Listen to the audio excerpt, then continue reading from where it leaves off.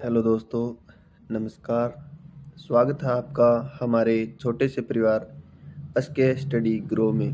मैं आपका दोस्त कुमार आपके लिए लेकर आया हूँ आज एक बेहतरीन सेशन जो हर एक वनडे एग्ज़ाम के लिए बहुत ही कारगर साबित होने वाला है। और स्पेशली रीट के लिए, रीट में हमारे ये टॉपिक जो है वो अलग से दिया हुआ है, राजस्थान के प्रतीक चिन्ह।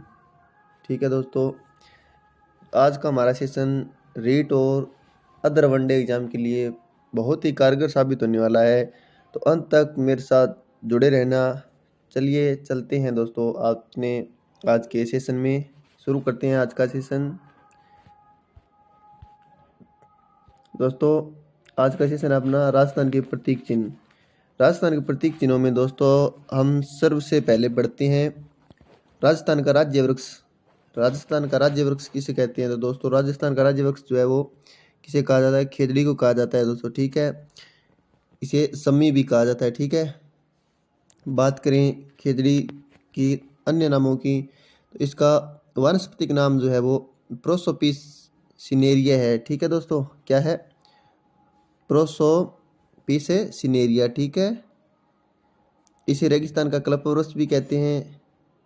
ठीक है, खेजड़ी को बात करें कि राज्य वृक्ष का दर्जा कब दिया गया, तो 31 अक्टूबर 1983 को जो है इसे राजस्थान के राज्य वृक्ष का दर्जा दिया गया। ठीक है, बात करें खेजड़ी के बारे में, अन्य बात करें तो इसके फल को जो है वो सांगरी कहते हैं। क्या कहते हैं? फल को सांगरी कहते हैं दोस्तों। ठीक है, सांगरी। और ये सांगरी जब सूख जाती है तो इसे खोखा कहते हैं। ठीक है, क्या कहते हैं? खोखा। ठीक है, और सांगरी को जो है वो राजस्थान में जीआई टैग भी मिल चुका है दोस्तों। अभी मिला था, नवीनतम ही है, शायद मई में मिला था इसको। ठीक है दोस्तों, बात करें खेजड़ी वृक्ष की पूजा की, तो दोस्तों इसे इसकी विजयदशमी के दिन पूजा की जाती है। ठीक है, किस दिन? विजयदशमी के दिन। विजयदशमी के दिन इसकी पूजा होती है। ठीक है, चलिए मैं एक न्यू पेज ले लेता हूँ। और दोस्तों बात करें खेजड़ी खेजड़ी की अन्य बात करें तो दोस्तों यह राजस्थान में एक धार्मिक वृक्ष है। ठीक है, धार्मिक वृक्ष है, इसे पवित्र वृक्ष मानते हैं। राजस्थान के लोग जो है इसे धार्मिक और पवित्र वृक्ष मानते हैं। ठीक है, खेजड़ी के वृक्ष के नीचे गुग्गा जी का थान होता है। किसका होता है? गुग्गा जी का थान जो है वो खेजड़ी वृक्ष के नीचे होता है। ठीक है, और जुझार बाबा का थान भी जो है वो खेजड़ी वृक्ष के नीचे ही होता है। ठीक है, जुझार। ठीक है दोस्तों, बात करें अन्य बात करें इसके बारे में, तो अन्य बात करें दोस्तों इसको, तो इसे अलग अलग भाषाओं में अलग अलग नाम से जानते हैं। जैसे हरियाणवी भाषा की बात करें, हरियाणवी भाषा में इसे हरियाणवी हरियाणवियों में इसे जांटी कहते हैं। ठीक है दोस्तों, क्या कहते हैं? जांटी कहते हैं। बात करें तमिल में इसे कहते हैं दोस्तों पेमे। ठीक है, ये नाम याद रखना आपको। आप ये जो है एज इट इज पेपर में जो है छपने वाले हैं। ठीक है, कन्नड़ में इसे बन्ना बन्नी कहते हैं। क्या कहते हैं? बन्ना बन्नी। ठीक है, बन्ना बन्नी कन्नड़ भाषा में। और अपनी स्थानीय भाषा की बात करें तो इसे कहते हैं, स्थानीय भाषा में दोस्तों मोस्ट इम्पोर्टेंट है, ये याद रख लेना, शिमलो कहते हैं। क्या कहते हैं? शिमलो। ठीक है, मोस्ट इम्पोर्टेंट है दोस्तों, याद रख लेना, कई बार पेपर में आया है। ठीक है, और दोस्तों 12 सितंबर ठीक है, 12 सितंबर को अपने खेजड़ी दिवस मनाते हैं। ठीक है, और बात करें कब से मनाते हैं, तो 12 सितंबर 1978 से प्रतिवर्ष जो है वो खेजड़ी दिवस मनाया जाता है। ठीक है दोस्तों, खेजड़ी दिवस। ठीक है, चलिए चलते हैं अपने नेक्स्ट पेज पर। नेक्स्ट है दोस्तों अपना राजस्थान का राज्य पुष्प। ठीक है, राज्य पुष्प की बात करें दोस्तों, राज्य पुष्प अपना है रोहिड़ा। क्या है? रोहिड़ा। ठीक है, इसका वानस्पतिक नाम जो है वो टिकोमेला अंडुलेटा है। ठीक है, क्या है? टिकोमेला अंडुलेटा। ठीक है, यहाँ पर मैं अलग से लिख देता हूँ, टिकोमेला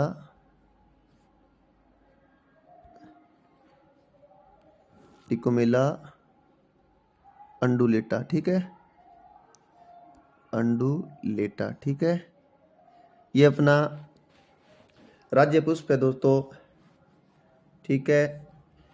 इसका अन्य नाम मरुस्थान का सागवान है, ठीक है। रोहिडेक को अन्य नाम जो है वो मरुस्थल के सागवान के नाम से भी जानते हैं, और उसे मारवाड़ टिक्का भी कहते हैं, ठीक है।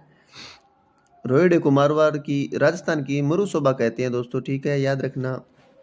इसे भी जो है इसे 21 अक्टूबर 1983 को जो है राज्य पुष्प का दर्जा दिया गया। कब दिया गया? 21 अक्टूबर 1983, ठीक है। चलिए बात करते हैं ये राजस्थान में मिलता कहाँ पर है। तो दोस्तों ये ज़्यादातर जो है राजस्थान के पश्चिमी साइड, जैसे जैसलमेर, पाली, अजमेर, नागौर, इस क्षेत्र में जो है इसका बाहुल्य है, ठीक है दोस्तों। बाकी चूरू, सीकर, झुंझुनू, बीकानेर, इन जिलों में भी जो है ये देखने को मिलता है, ठीक है दोस्तों। चलिए चलते हैं अपने अगले क्वेश्चन पर। अगला अपना टॉपिक है दोस्तों राजस्थान का राज्य पशु। दोस्तों राजस्थान में जो है राज्य पशु का दर्जा जो है 2 पशुओं को दिया गया है, ठीक है। राजस्थान में 2 पशु श्रेणियों को दिया गया है, ठीक है। एक तो है जंगली पशुओं में, और एक है पालतू पशुओं में। बात करें जंगली पशुओं की, तो जंगली पशुओं में जो है वो ये है अपना चिंकारा। जंगली पशुओं की बात करें, जंगली पशुओं में क्या है? चिंकारा, ठीक है। ये आप चित्र देख सकते हैं, ये चिंकारा का है, ठीक है। इसका वैज्ञानिक नाम की बात करें तो इसका वैज्ञानिक नाम है गजेला बनेटी, ठीक है। क्या है? गजेला बनेटी, ठीक है। चिंकारा को छोटा हिरण के उपनाम से भी जाना जाता है। बात करें इसके उपनाम की तो इसे छोटा हिरण कहते हैं, ठीक है दोस्तों। यह एंटीलोप प्रजाति का एक मुख्य जीव है। यह एंटीलोप प्रजाति का एक मुख्य जीव है दोस्तों, और इसे राजस्थान की जंगली पशु श्रेणी में राज्य पशु की उपाधि प्राप्त है, ठीक है। चिंकारा को 1981 में राज्य पशु घोषित किया गया। कब किया गया? 1981 में, ठीक है। याद रखना दोस्तों, मोस्ट इंपोर्टेंट है, काफी बार परीक्षा में पूछा जाता है, ठीक है। बात करें कहाँ पाया जाता है, तो जयपुर के नाहरगढ़ अभयारण्य है ना, वो चिंकारों के लिए प्रसिद्ध है। कौन सा? जयपुर का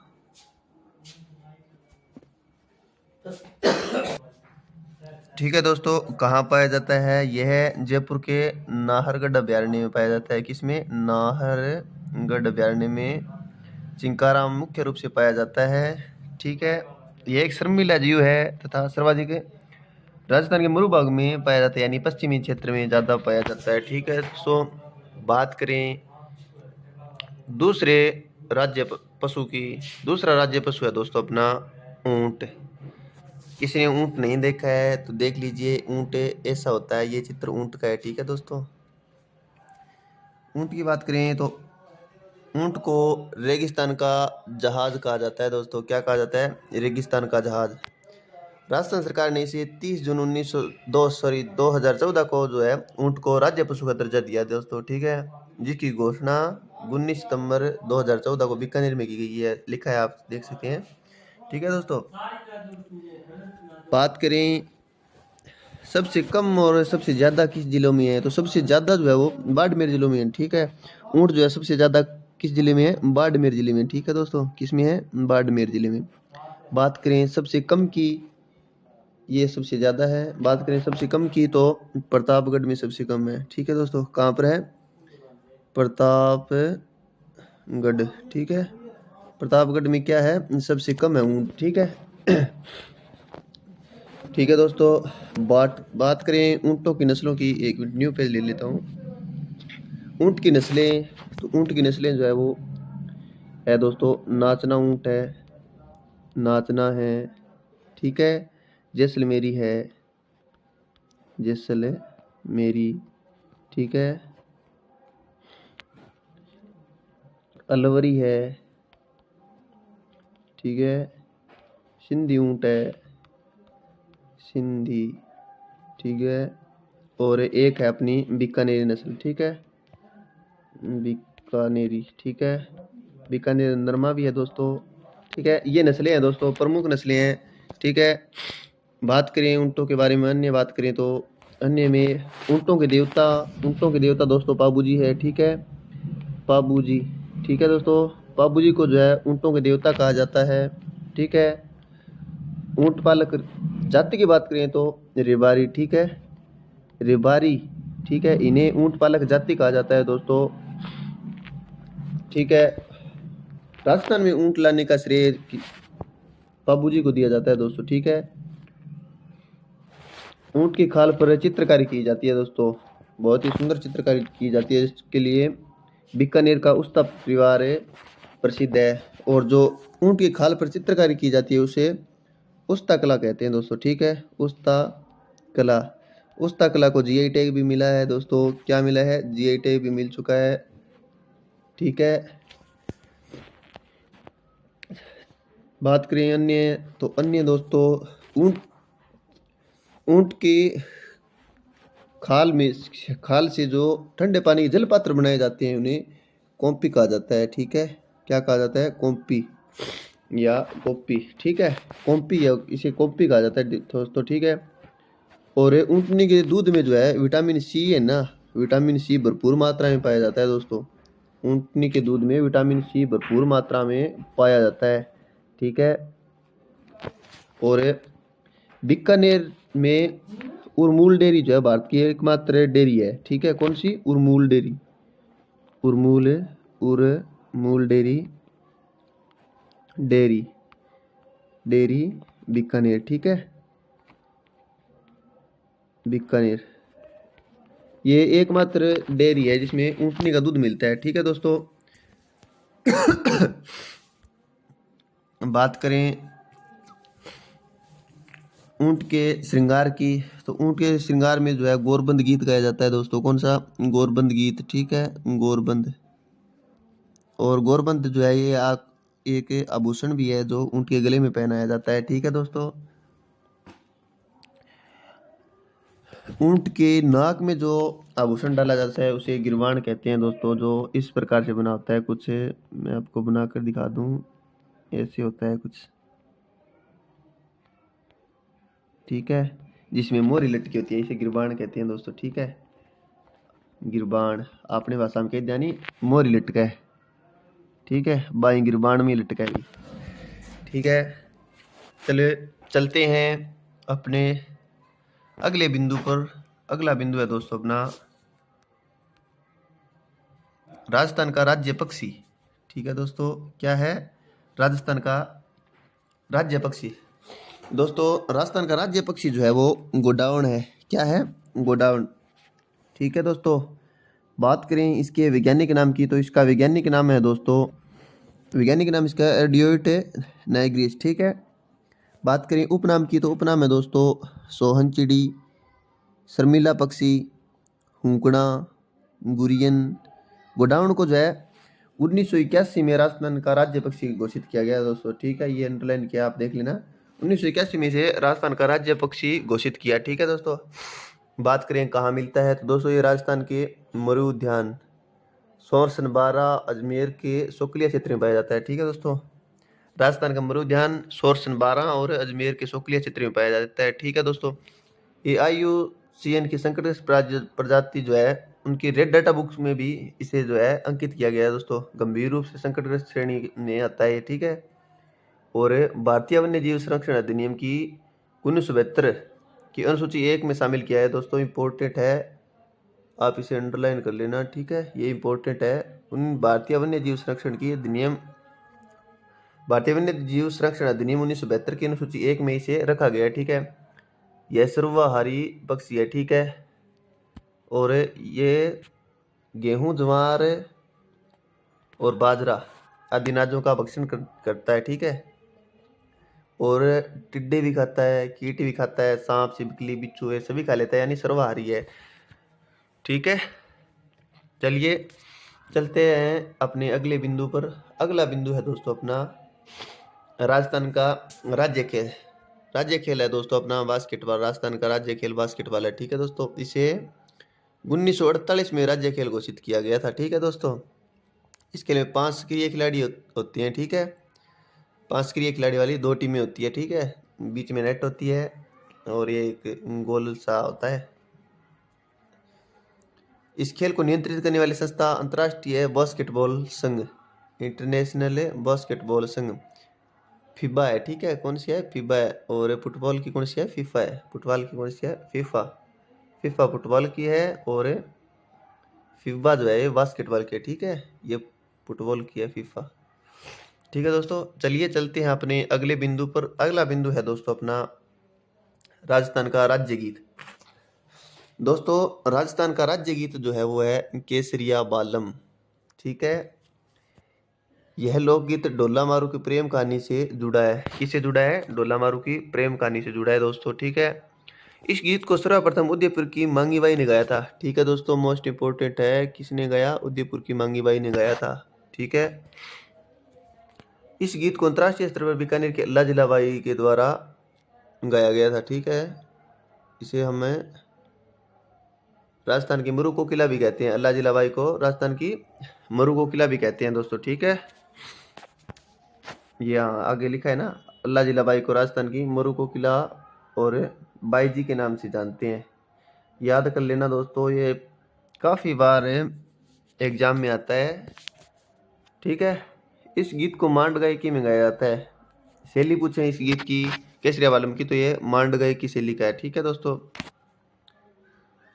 अल्लाह जिलाबाई ने सबसे पहले केसरिया बालम गीत जो है बीकानेर के महाराजा गंगा सिंह, बात करें किसके दरबार में गाया, तो गंगा सिंह के दरबार में गाया था। ये भी इंपॉर्टेंट है दोस्तों।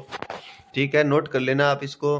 राजस्थान का राज्य गीत है केसरिया बालम, डोला मारू की प्रेम कहानी से जुड़ा है, उदयपुर की मांगी बाई ने गाया था। अंतर्राष्ट्रीय स्तर पर अल्लाह जिलाबाई लेकर गई। अल्लाह जिलाबाई को मरु कोकिला और बाई जी कहते हैं। ठीक है दोस्तों, मांड गायकी की शैली में गाया जाता है और अल्लाह जिलाबाई ने केसरिया बालम गीत गंगा सिंह के दरबार में गाया था। ठीक है दोस्तों, इतने पॉइंट याद कर लेना। चलिए चलते हैं अपने अगले बिंदु पर। अगला बिंदु है दोस्तों अपना राजस्थान का राज्य नृत्य।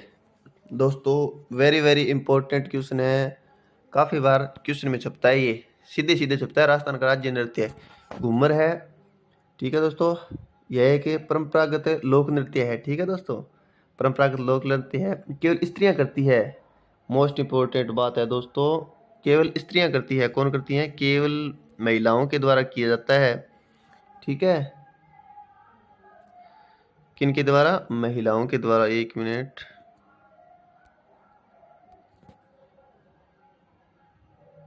केवल महिलाओं के द्वारा किया जाता है। ठीक है,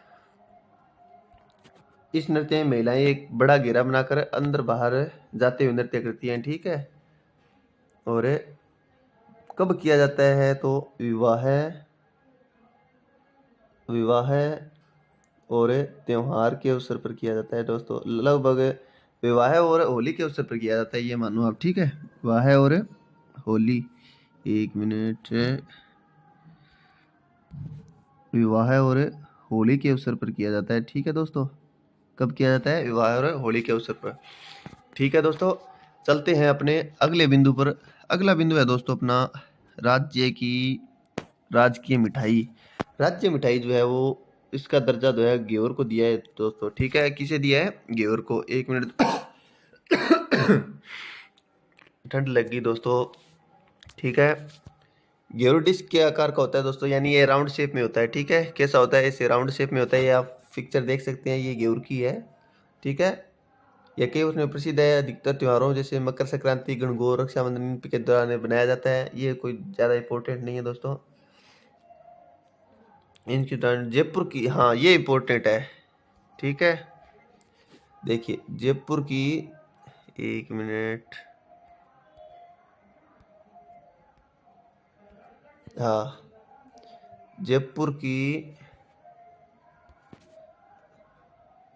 जयपुर का तीज का उत्सव जो है वो घेवर के बिना अधूरा माना जाता है। ठीक है दोस्तों, ये इंपॉर्टेंट है, बाकी इसमें कुछ ज़्यादा नहीं है। ठीक है, चलिए चलते हैं अगले बिंदु पर। ठीक है दोस्तों, आज का अपना सेशन यही समाप्त करते हैं। आशा करता हूँ आज का सेशन आपको अच्छा लगा होगा। अगर आज का सेशन दोस्तों अच्छा लगा है, कमेंट करना, अपने दोस्तों को शेयर और चैनल को सब्सक्राइब करना न भूलें। मिलते हैं दोस्तों नेक्स्ट वीडियो में। दोस्तों आज जो अपने ये प्रतीक चिन्ह ये किया है, कल मैं इसके MCQ लेकर आऊँगा। ठीक है, तब तक के लिए धन्यवाद। जय श्री राम।